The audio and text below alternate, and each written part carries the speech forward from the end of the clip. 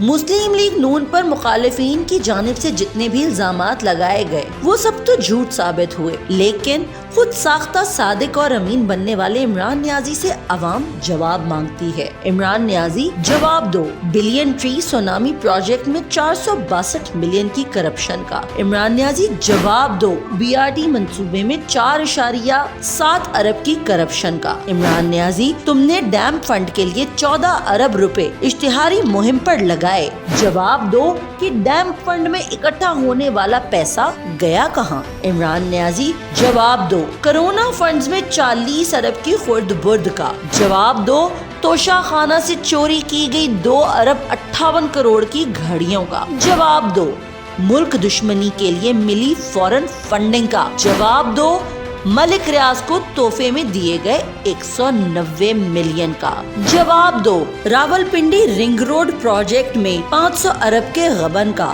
عمران خان یہ سوال تمہارا پیچھا کرتے رہیں گے، جواب تو دینا پڑے گا۔